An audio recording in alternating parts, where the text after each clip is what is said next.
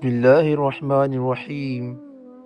کہتے ہیں پچھلے زمانے میں ایک بادشاہ نے اپنے ملک کے انتظام وغیرہ کی طرف توجہ نہ دیتا تھا اور نہ لشکریوں کی دلجوئی اور خبر گیری کرتا تھا۔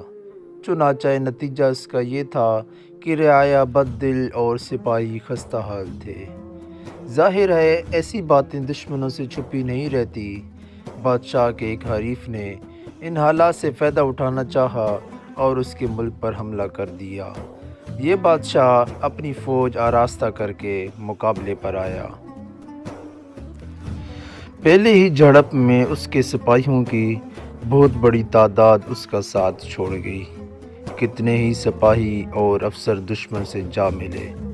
سعدی فرماتے ہیں کہ جن لوگوں نے غداری اور بے وفائی کی تھی ان میں سے ایک شخص میرا واقف تھا۔ وہ مجھے ملا تو میں نے ملامت کی کہ اے شخص، یہ بات اس شرف اور مردانگی کے خلاف ہے کہ تو اس بادشاہ کو چھوڑ کر جس کا تو نے نمک کھایا ہے اور جس کے سائے میں اتنا عرصہ اطمینان اور امن کی زندگی بسر کی ہے، اس کے دشمن سے جا ملا ہے۔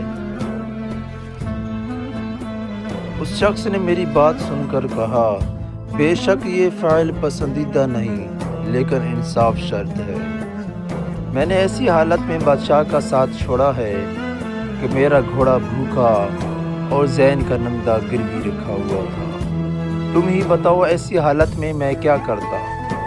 بادشاہ کو اگر محبوب ہو دولت و زر تو پھر فوج کیا کرے؟ بادشاہ مطمئن ہو، سپاہی اگر ہو پریشان حال تو چستی سے تلوار اٹھے نہ ڈھال۔ اصول بتایا ہے کہ ملک میں امن و امان کی فضا پیدا کرنے اور آزادی کی حفاظت کرنے کے لیے یہ بات ضروری ہے کہ اپنے لشکریوں کی مالی حالات اچھے رکھے جائیں اور حکمران اپنے سپاہیوں کو روپے سے زیادہ عزیز رکھیں۔ تنگ دستی اور غربت ایسی بری چیزیں ہیں کہ انتہائی نیک نیت اور وفادار لوگوں کو بھی مختلف انداز میں سوچنے پر مجبور کرتی ہے۔ اس پیغام کو دوسروں تک پہنچائیے تاکہ اللہ کسی کی زندگی کو آپ کے ذریعے۔ اگر آپ نے میرے چینل کو